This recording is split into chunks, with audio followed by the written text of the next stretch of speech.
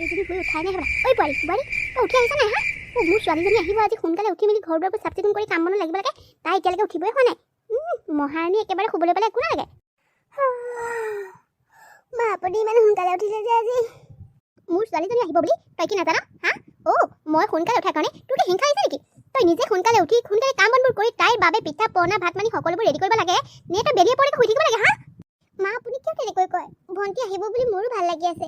কিমান দিনৰ মূৰত যে ভণ্টি ঘৰখনলৈ আহিব মোৰ জানো ভাল লগা নাই? মই সময়মতে উঠি সকলোবোৰ ৰেডি কৰিমেই নহয়। আপুনিনো কিয় ইমান খৰখেদা কৰিব লাগে? হ'ব চব জনা আছে মোৰ। তই কিমান খৰখেদা কৰিবি? যা সোনকালে গা পা ধুই কামত লাগ। মায়ে বাৰু কথাবোৰ কিয় এনেকৈ কয়? ইমান কৰি মেলি দিয়াৰ পাছতো মায়ে বাৰু কিয় নিজৰ ছোৱালীজনীৰ স্থানত মোক ৰাখিব নোৱাৰে? ভণ্টিক ইমান মৰম কৰে কিন্তু মই বোৱাৰী বুলি মোক এষাৰ ভালকৈ যেন কথা নকয়। কিয় বাৰু এনেকুৱা? মই মোৰ ফালৰ পৰা মাক সম্পূৰ্ণ মৰম চেনেহ দিওঁ, মই সন্মান কৰোঁ, কিন্তু মায়ে মোক কিয় এনেকৈ মাহীমাকৰ চকুৰে ছোৱালী চাই বাৰু? সঁচাকৈ শাহুবোৰ এনেকুৱাই নেকি? হেৰা তুমি আকৌ আহি ইয়াতে ৰৈ আছে যে যোৱা মোৰ কাৰণে চাহপানীকণৰ ব্যৱস্থা কৰাগৈ। মায়ে মোক বজাৰলৈ পঠিয়াইছে নহয় নুৰুকা হাঁহ এটা আনিবলৈ, আৰু ভণ্টিয়ে যে খাই ভাল পায় সকলোবোৰ বস্তু আনিবলৈ লিষ্টখন বনাই দিছে। যোৱা তুমি সোনকালে মোক চাহকণ দি পেলাই আজৰি হোৱা। যাওঁ ৰ'ব, মই গাটো হাতকৈ ধুই লওঁ, তাৰপাছত আপোনাৰ বাবে চাহ একাপ বনাই দিম। যাওক আপুনি মুখ হাত ধুই মেলি লগ গৈ। ঠিক আছে হা জল্দি কৰা। মায়ে যিহে উৎপাত লগাইছে জীয়েক আহিব বুলি গাত ততেই নাই বুজিছানে? কিয়নো নালাগিব বাৰু? ঘৰখনৰ একমাত্ৰ ছোৱালীজনী ঘৰলৈ আহিব। ইমান দিন বাহিৰে পঢ়াৰ নামতে ঘূৰি ফুৰিছে, মাত্ৰ বন্ধ পালেহে ঘৰলৈ আহে। মই দেখোন বিয়াৰ পিছত তাইক ভালকৈ লগ পোৱা নাই। বন্ধ পালে যিকেইদিন আহে সেইকেইদিনতহে লগ পাইছোঁ। মোৰে কিমান ফূৰ্তি লাগি আছে ভণ্টি আহিব বুলি। মই পিঠা পনা বনাবৰ বাবে কালিয়ে খুন্দি থৈছোঁ। আজি পিঠা লাডু এই সকলোবোৰ বনাম। কালি হেঁচা পিঠাকেইটা বনালোঁ নহয়, আজি তেল দিয়া পিঠা বনাম। ভণ্টি আকৌ খাই বৰ ভাল পায় নহয়, লগতে নাৰিকলৰ লাড়ু কেইটামানো। ভাত বনোৱাৰ আগত সেইকেইটা মই বনাই ৰেডিয়ে কৰি ল'ব লাগিব। তোমাৰো দেখিছোঁ ভণ্টিলৈ বৰ মৰম। হওক দিয়া, তোমাৰ এই মৰমবোৰ দেখিলে মোৰো ভাল লাগে। তুমি মোৰ ঘৰখনক যেনেকৈ মৰমেৰে আঁকোৱালি লৈছা, সঁচাই মই আজি বহুত ভাল পাইছোঁ তোমাৰ কাৰণে। তোমাক লৈ গৌৰৱ কৰিছোঁ, কাৰণ বহু বোৱাৰীয়ে নিজৰ শহুৰেকৰ ঘৰখনক এনেকৈ তোমাৰ দৰে মৰম চেনেহ নকৰে। বহুতে মাহীমাকৰ চকুৰে ছোৱালী চায়। সেয়েহে মই তোমাক পাই আজি সঁচাকৈ বহুত সুখী। আপুনিও দেখোন ঢেৰ কথা ক'বলৈ শিকিলে। এইখন এতিয়া মোৰেই জানো ঘৰ নহয়? মা দেউতা আপোনাক ভণ্টিক নিজৰ দৰে মৰম কৰিলেহে ময়ো মৰম পাম। সেয়েহে মই সকলোকে মৰম কৰোঁ। এইখন এতিয়াৰ পৰা মোৰ ঘৰ। সকলোকে ভালে ৰখাৰ, সকলোৰে ভাল লগা বেয়া লগাবোৰ জনাই এতিয়া মোৰ সেইটো দায়িত্ব। এজনী বোৱাৰী হৈ এইখিনিতো মই কৰিবই লাগিব। হ'ব দিয়া লাবণ্য, তুমি এতিয়া কথা পাতি থাকিলে দেৰিয়ে হ'ব। মায়ে আকৌ চিঞৰ বাখৰে আৰম্ভ কৰিব। মাৰ স্বভাৱটোতো জানাই তুমি। হয় মই এতিয়া গাটো ধুই লওঁগৈ। যাওক আপুনি মুখ হাতবোৰ ধুই মেলি আজৰি হৈ লওক। গোটেইজনী ইমান খিনাই মিনাই আহিছ, খাবলৈ নাপাওঁ নি ভালকে? মানে ৰুমত অকলে থাকি মানে ভাত খাবলৈ মন নকৰা হলি ন? মা তুমি যে কি কথা কোৱা আৰু? এই জোখতে ভাতকেইটা খাম আৰু সেই বুলি আৰু মই আৰু ঠিকছে খাই একদম পুৰা পেটলিজনী হৈ আহিব নোৱাৰো নহয়। তোমাৰ প্ৰতিভা একেটাই কথা। ভণ্টি মাকবোৰৰ এইবোৰেই চিন্তা। তুমি যি হ'লেও ৰুমত থাকি পঢ়িছা, মায়ে চিন্তা কৰি থাকে তুমি বা ভাতকেইটা ভালকে খাইছানে নাই। এইবোৰ চিন্তা মাকবিলাকৰ হয়েই দিয়াচোন। বৌ তুমিও মানে মাৰ প্ৰিয় হৈছা নহয় জানো? বেয়া পাইছো দেই মই তোমাক। নাই ভণ্টি, মই সঁচা কথাটোৱে কৈছোঁ। হ'ব তোৰ কথা মই জানো নহয়। ঘৰত থাকিলে ভাত খোৱা যিহে তাই ইটো নাখাওঁ সিটো নাখাওঁ। তই চাগে ৰুমত কিমান ভালকে খাইছ গম পাইছোঁ আৰু দেই। আৰু এই সোপানো কি বজাৰ কৰি আনিছ ইমানকে হা? এনে পইচাবোৰ খৰচ কৰি থাক আৰু তই ন? মা তোমালোকৰ বাবে মৰমতে কিতাপ দিলে বানিছোঁ। এইখিনি লোৱা। তোমালৈ দেউতালৈ আৰু দাদালৈ আছে, আৰু ইয়াতে বড়োৰ কাপোৰ এযোৰ আছে। চোৱাচোন এয়া লোৱা। কিয়নো বাৰু আনিব লাগে হা? আমাৰ কি কাপোৰ কানি নাইকিয়া আছে? তইনো বাৰু ঘৰখনলৈ আহোঁতে এনেকৈ বজাৰ কৰি আহিব লাগে নে? হ'ব মই তোমাৰ বাবে কাপোৰযোৰৰ লগতে এই কিতাপখনো আনিছোঁ। তুমি মোক আগতে কৈছিলা নহয় যে তুমি থাৰ্ড গ্ৰেড ফ'ৰ্থ গ্ৰেডৰ হ'লেও পৰীক্ষা দিব বিচাৰা বুলি। সেইকাৰণে মই তোমাৰ কাৰণে এখন উপযুক্ত কিতাপ আনিছোঁ। লোৱা, এইখন তুমি পঢ়িবা। থেংক ইউ ভণ্টি, থেংক ইউ ছ' মাছ। তুমি যে এনেকৈ মোলৈ কিতাপ আনিবা বুলি ভবাই নাছিলোঁ পাই। বৰ ভাল লাগিল তুমি যে মোলৈ কিতাপখন আনিলে। সঁচাকৈ মোৰ বৰ দৰকাৰ হৈ আছিল। এই মাজুলী তোৰ কি দৰকাৰ তাইৰ কাৰণে এনেকৈ কিতাপ আনি দিবলৈ? তাই এতিয়া পঢ়া শুনা কৰি চাকৰি কৰাৰ দিন নাই নহয়। তাই এতিয়া ঘৰ চম্ভালাৰ দিন। তাই এইখন ঘৰৰ বোৱাৰী। তাই এতিয়া পঢ়িবই নে কাম কৰিব? তই যে কি কাম কিছুমান কৰ নহয়। দেউতাৰৰ পেঞ্চনৰ পইচা পাওঁৱেই, তাতে আকৌ ককাইৰৰ দৰমহা আছেই। কিহৰ টেনশ্যন হা? কিহলে এখন ঘৰৰ বোৱাৰীয়ে গৈ পেলাই বাহিৰত গৈ কাম কৰিব লাগে হা? বোৱাৰীজনী কাম কেৱল ঘৰখনৰ ভিতৰতে কাম বন কৰি সকলোকে সুখী কৰি ৰখাটো। তাই নালাগে পঢ়িব? কি কাৰণে পঢ়া শুনা কৰি পেলাই চাকৰি পাব লাগে? মা কি কৈছা তুমি এইবোৰ? মই ঠিকেই কৈছোঁ। বোৱাৰীজনীৰ দায়িত্ব এইখন ঘৰত কাম কৰা, ঘৰখন চম্ভালাৰ। তাই পঢ়া শুনা কৰি বাহিৰত চাকৰি কৰা নহয়। তাই এতিয়া বিয়া হৈ আহিল যেতিয়া এইখন ঘৰৰ বোৱাৰী হৈ ঘৰখন চম্ভালক। কিতাপ পঢ়ি পৰীক্ষা দি পাছ কৰি ফলাব নালাগে। ঐ যা তাইৰ কাৰণে চাহৰ ব্যৱস্থা কৰগৈ। কিয় ইয়াতে ৰৈ আছ? হ'ব দিয়ক মা, মই চাহ কৰি আনোগৈ। বৌ তোমাৰ ওলাই হ'লনে? অলপ পাছতে দাদা আহি পাবহি এতিয়া। জল্দি কৰা আকৌ। ৱাও বৌ, তোমাক বিৰাট ধুনীয়া লাগিছে। মই কৈছিলোঁ নে তোমাক এই কাপোৰযোৰ বৰ ধুনীয়া লাগিব বুলি? তুমিহে নিপিন্ধো কৈ আছিলা। বহুত ধুনীয়া লাগিছে তোমাক। ভণ্টি মই সঁচাকৈ কৈছোঁ নিপিন্ধো নেকি মায়ে দেখিলে গালি পাৰিব জানানে মই চাদৰ মেখেলা পিন্ধি গৈয়ে কমফৰ্ট ফিল কৰিলোহেঁতেন তুমিহে আকৌ মোক এইবোৰ তই কি পিন্ধিছ বোৱাৰী তই এইবোৰ পিন্ধি ওলাই যাবি মা এই কাপোৰযোৰ পিন্ধিবলৈ বৌক মই দিছোঁ আৰে কি হ'বনো ইমান দিনৰ মূৰত মই ঘৰলৈ আহিছোঁ অকণমান ফুৰিবলৈ যাওঁ দাদা আৰু বৌৰ লগত তাতে বৌয়ে এইযোৰ কাপোৰ পিন্ধি গ'লে কি হ'লনো আজিকালি সকলোৱে পিন্ধে মডাৰ্ণ যুগত মডাৰ্ণকৈ ভাবিবাচোন কথাবোৰ বৌয়ে কাপোৰযোৰ পিন্ধোতে দেখোন গোটেই শৰীৰটো ঢাক খাইহে আছে চাদৰ মেখেলাযোৰ পিন্ধিলে দেখোন কাষটো ওলাইহে থাকে দেখিবলৈ বেয়াহে লাগে এনেকৈ গ'লেনো কি হ'ব তই মনে মনে থাক তই সকলো কথা নাজান বোৱাৰী মানুহে এইবোৰ পিন্ধাটো বেয়া কথা এইবোৰ নিপিন্ধে বোৱাৰী মানুহে ঐ যা তই সদাগৈ তাই কথা শুনি তই এনেকৈ পিন্ধিব লাগে নেকি হা যা চাদৰ মেখেলা পিন্ধি লগৈ একেবাৰে কুৰ্তি চেলাৰ পিন্ধি লৈ পেলাই তাই একেবাৰে সেই কাক দেখুৱাবলৈ যাওঁ হা কাক দেখুৱাবলৈ যাওঁ বোৱাৰী সদায় বোৱাৰী হৈ থাকিবি ফুৰিবলৈ গ'লি বুলি কি তই চাদৰ মেখেলাযোৰ পিন্ধি যাব নোৱাৰ হা মা ভণ্টি মই তোমাক কৈছিলোঁ নহয় মই নিপিন্ধো বুলি তুমি জোৰ কৰাৰ বাবেহে মই পিন্ধিছিলোঁ ৰ'বা মই চাদৰ মেখেলাযোৰ পিন্ধি আহোঁগৈ মা তুমিও যে নহয় কিয় বাৰু প্ৰতিটো কথা তেনেকৈ থাকা তই নাজান তই এনেকৈ নকবি বোৱাৰী মানুহ এজনীয়ে এনেকৈ চুৰিদাৰ পিন্ধি গ'লে ভাল নেদেখি চাদৰ মেখেলা পিন্ধি যাওক মাজনী খোৱা আৰম্ভ কৰা আকৌ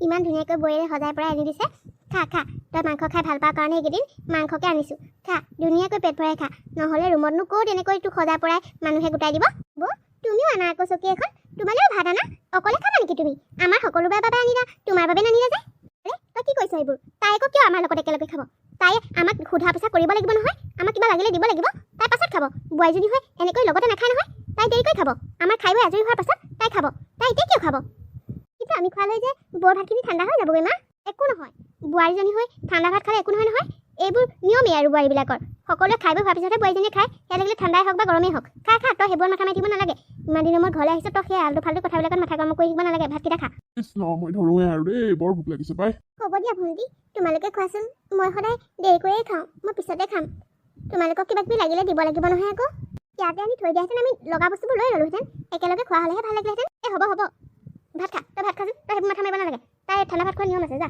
তাই ঠাণ্ডা ভাত পিছত খাব পাৰিব নহয়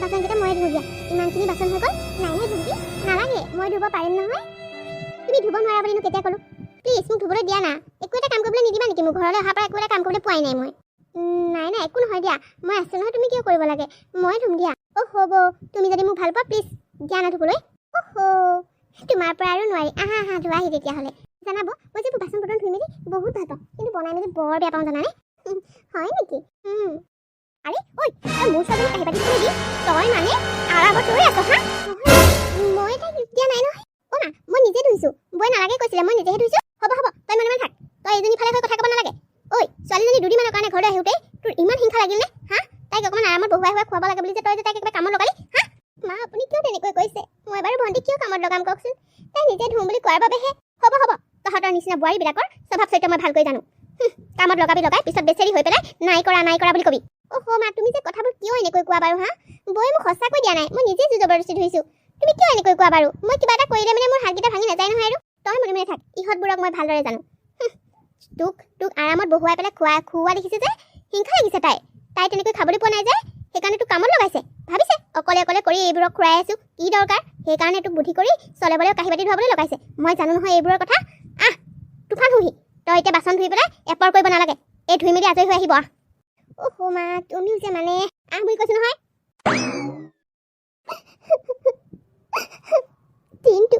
দিনটো লেপকৈ কাম কৰাৰ পাছত এনেকৈ যদি কথা শুনিবলৈ পাওঁ সঁচাই বৰ দুখ লাগে আমাৰ দৰে বোৱাৰীবোৰৰ জীৱনবোৰ বাৰু এনেকুৱাই নেকি শাহুবিলাক এনেকুৱাই নেকি নিজৰ ছোৱালীজনীয়ে কাম কৰাৰ বাবে ইমান গাত লাগিলে কিন্তু বোৱাৰী হৈ দিনৰ দিনটো যদি কাম কৰি মই এক ছেকেণ্ড নবহাকৈও থাকোঁ মোক কেতিয়াও নকয় তই অলপ বহিলাচোন বুলি তেওঁলোকক ভাত পানীৰ পৰা সকলো যোগাৰ মই দিব লাগে কিন্তু মই এবাৰ খালোনে নাই বুলি সুধিবলৈ সময় নাপায় ইমানখিনি কৰি দিয়াৰ পাছতো কিয় মই মৰমৰ একাৰ মাত নাপাওঁ কিয় মায়ে মোক বেয়া পায় মইনো কিয় দুখ কৰিছোঁ বাৰু মই বোৱাৰী নহয় জানো বোৱাৰী হ'লে এইবোৰ কৰিবই লাগিব মায়ে কৈছে নহয় সকলোবোৰ সহি থাকিবি ঘৰখনক আপোন কৰি ল'বি ডাঙৰক সন্মান কৰিবি এইবোৰকে মই মানিবই লাগিব ন বোৱাৰী হৈছোঁ যেতিয়া মই সকলোৱে ভাত খোৱাৰ পাছত ঠাণ্ডা ভাত হ'লেও খাবই লাগিব। মোৰ দেহৰ এফাল শেষ হৈ গ'লেও মই এইখন ঘৰৰ কাৰণে কাম কৰিবই লাগিব। আৰু সকলোৰে তিতাম কথাবোৰ শুনিবও ময়ে লাগিব। আগতে মোৰ লগৰ কেইজনীয়ে কৈছিল বোলে শাহুবোৰ বোলে সদায় শাহুৱে, কিন্তু মই সিহঁতক কৈছিলোঁ যে মৰম দিলে মৰম পায়। মই যদি শাহুজনীক মৰম কৰোঁ নিশ্চয় মোকো কৰিব। কিন্তু আজি দেখোন সিহঁতে কোৱা কথাটোহে সঁচা হ'ল। কিছুমান মানুহক যিমান মৰম কৰিলেও মৰমৰ মূল্য কেতিয়াও নুবুজে।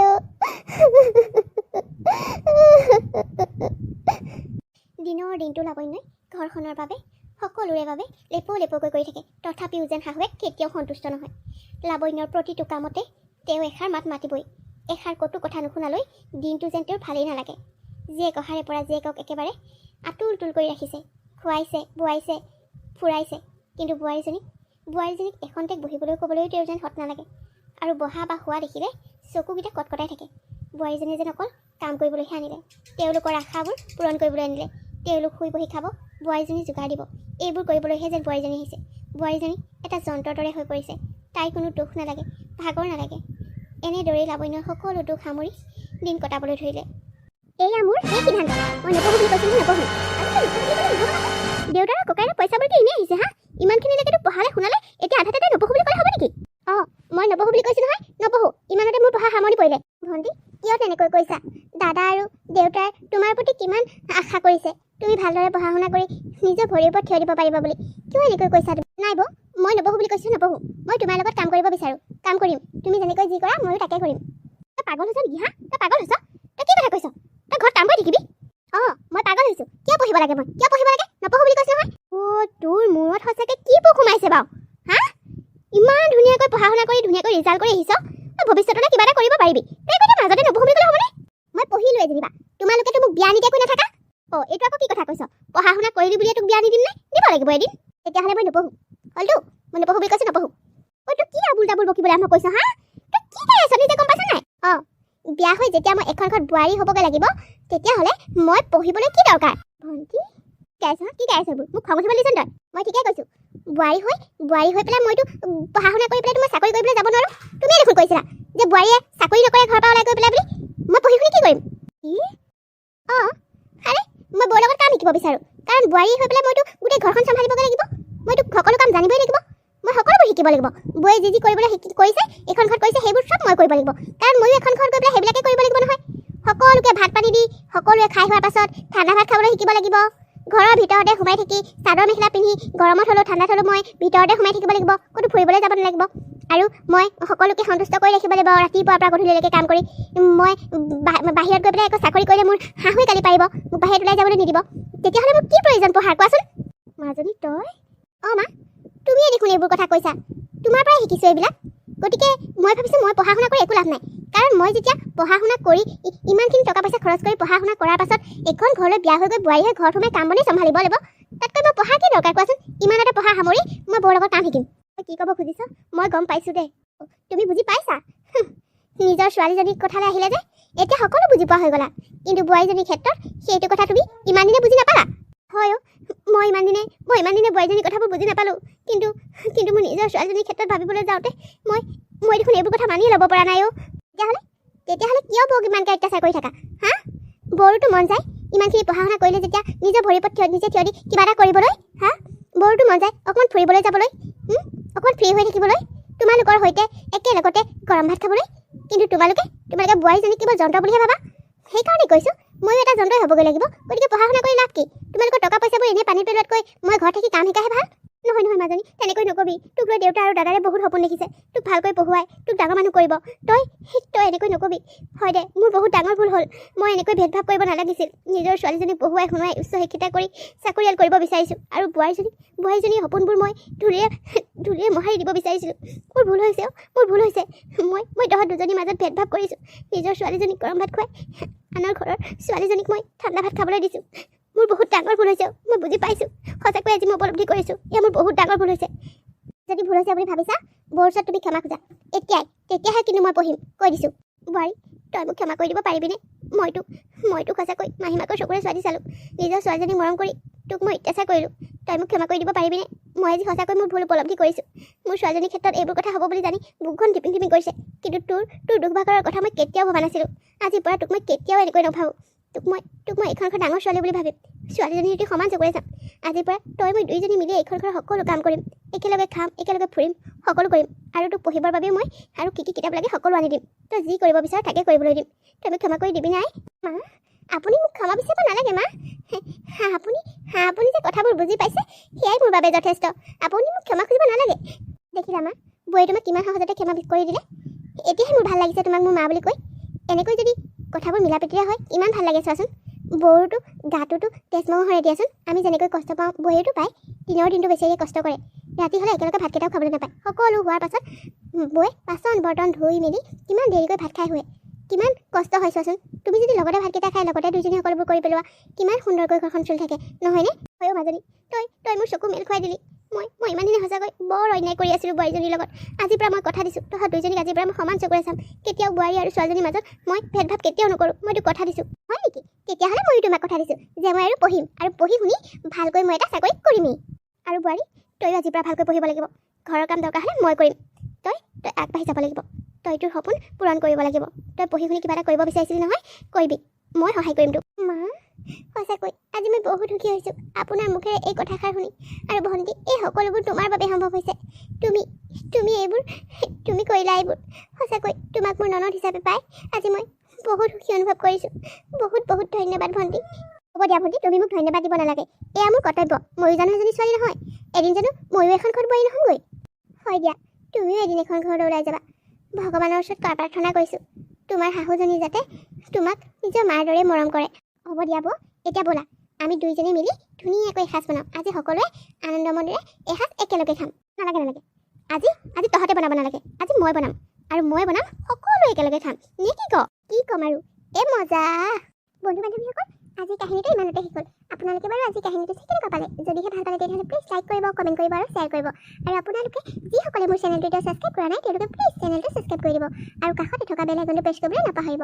পুনৰ এটি ধুনীয়া কাহিনীৰ সৈতে আপোনালোকৰ মাজলৈ আকৌ আহিম। ধন্যবাদ।